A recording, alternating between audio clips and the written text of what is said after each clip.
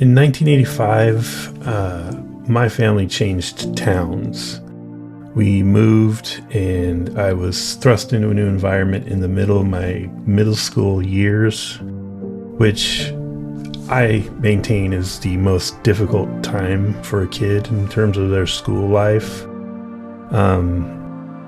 It's just a place for crazy people, basically. So I was having a hard time adjusting, and my single working mom caught on.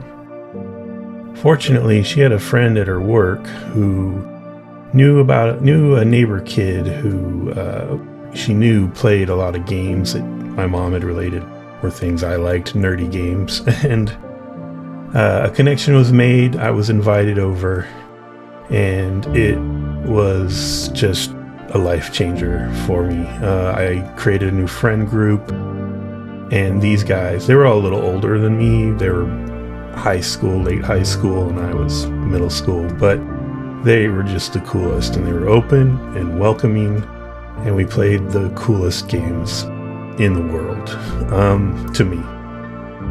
So we played all manner of games.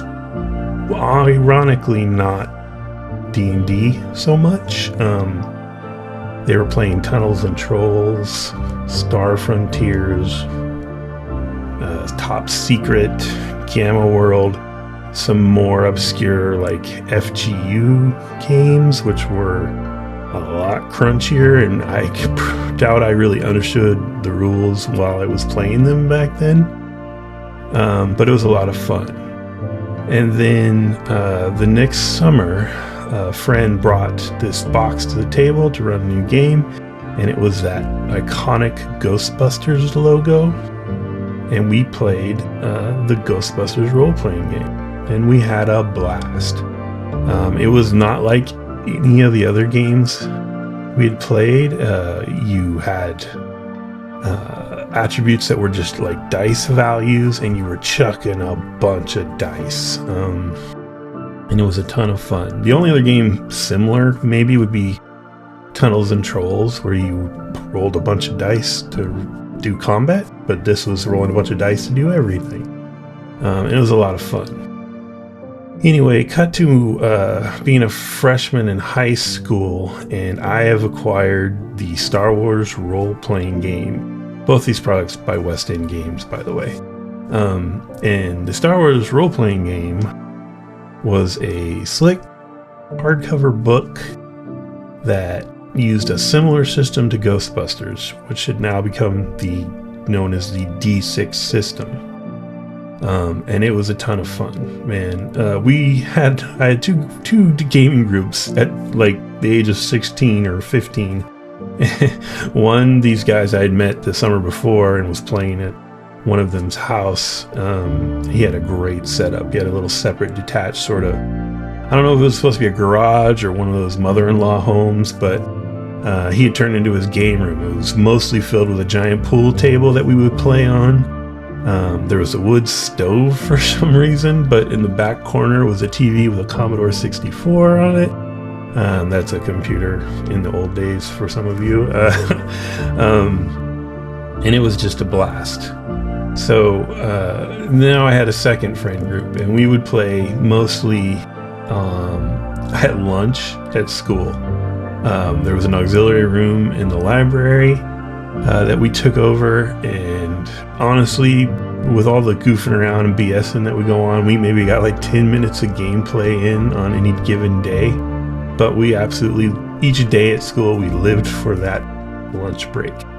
Eventually, we would get kicked out and end up doing it at a picnic table by the fields where PE was taking place, but that's a story for another time. The point is, like, everyone loves Star Wars, and they love this game because of the dice chucking in it, and it was just back-to-back unforgettable summers for a little geek like me.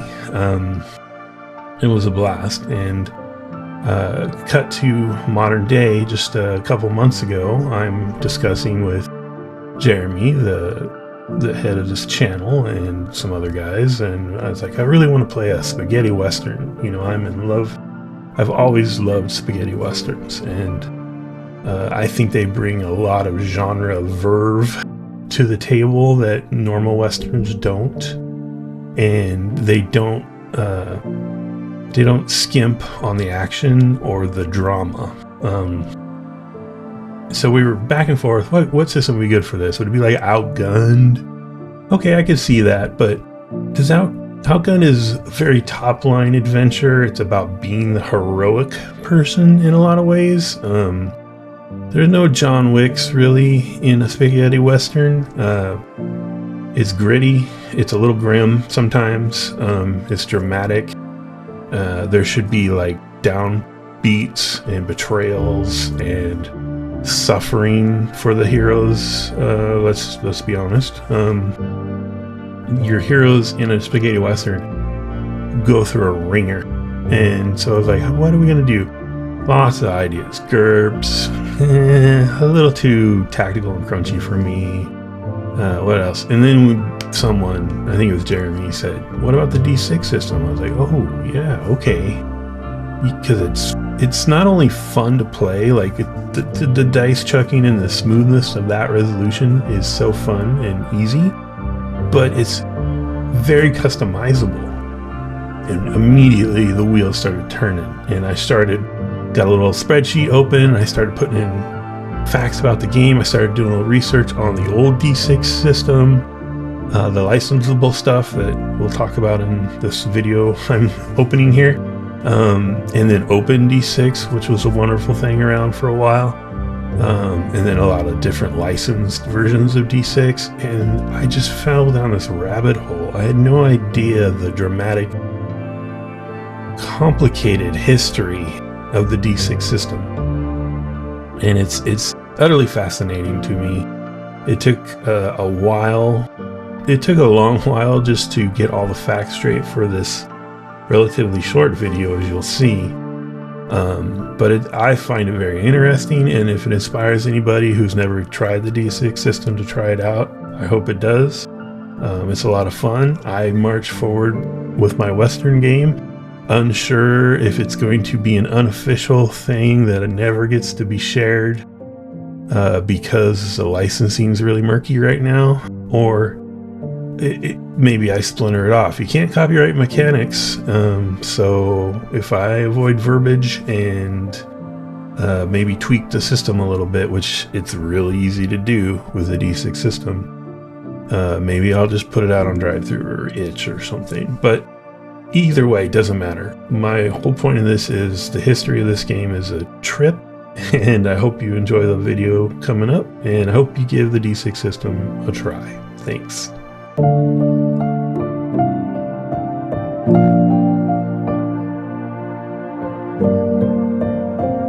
In 1974, Daniel Scott Palter founded West End Games in New York, but later moved the company to Pennsylvania.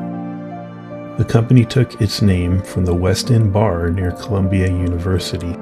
West End began as a publisher of very traditional war games, until in the early 1980s, Palter hired 3 designers, Ken Rolston, Eric Goldberg, and Greg Kostikian. These hirings would propel West End Games away from traditional war games into bigger and better things. Kostikian, who would become a legend in role-playing circles, designed a game called Bug-Eyed Monsters, and this was the beginning of the big shift. Then, in 1984, they released their first unqualified hit, the Paranoia role-playing game, which released at Gen Con and went on to win Best Role-Playing Rules during 1985's Origin Awards. They were on their way.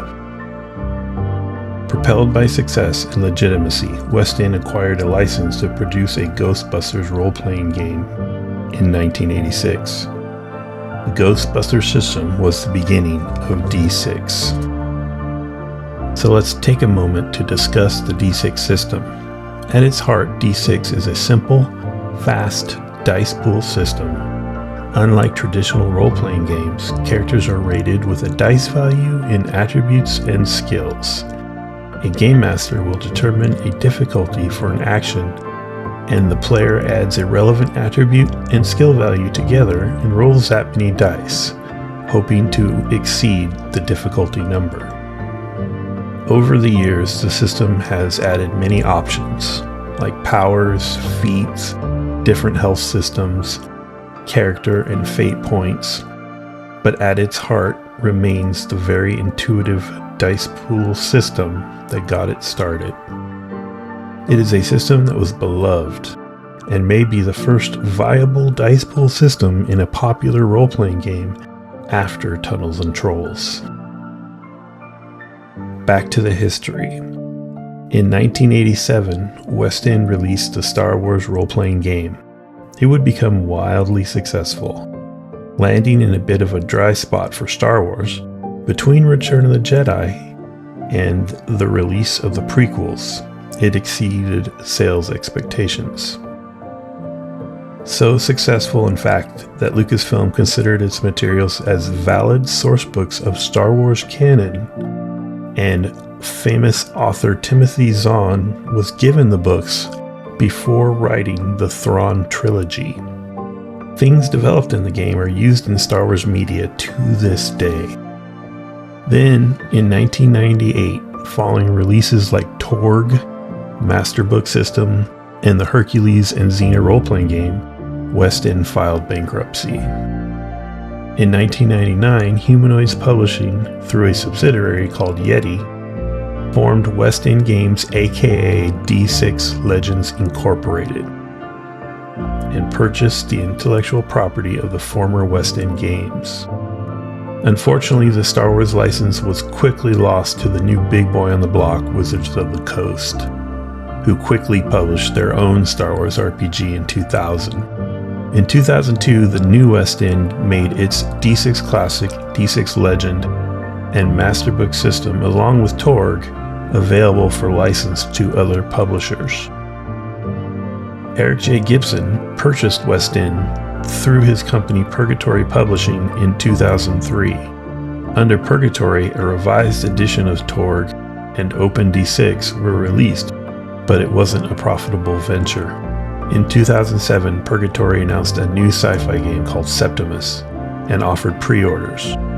But the project would be canceled in 2008, and pre-order customers were informed the company could not afford to refund them their money. Following the Septimus cancellation, Purgatory sold most of its properties, retaining only the D6 system. Then, in 2016, Nocturnal Media, the gaming company owned by original White Wolf Publishing founder Stuart Week, purchased the D6 system from Purgatory. Stuart Week passed away in 2017, and after that projects were canceled, and a licensing deal for D6 was signed with Gallant Games. West End Games' original founder Scott Palter fell ill and died on February 17, 2020. In May 2024, Gallant Knight Games announced D6 System 2E on its website. It went on to fully fund a successful Kickstarter campaign with 2,570 backers and bringing in $154,260 in funding. As of this video, Gallant is about 5 months late on delivering the initial digital version of the rules.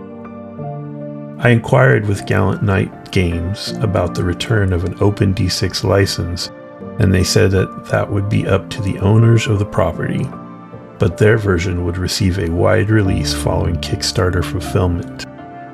Because of the strange history of ownership for D6 games, and the fact that Nocturnal Media, the alleged current legitimate owners of D6, have not had a web presence since the passing of Stuart Week, I inquired as to who Gallant Knight Games is currently licensing from.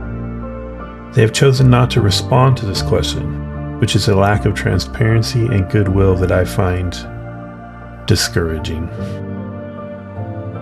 Nonetheless, I sincerely hope that D6 2nd Edition is a great success and presents a true successor to that classic game that was beloved by so many, and who knows, maybe with success, Gallant realized that an open license can only be good for business.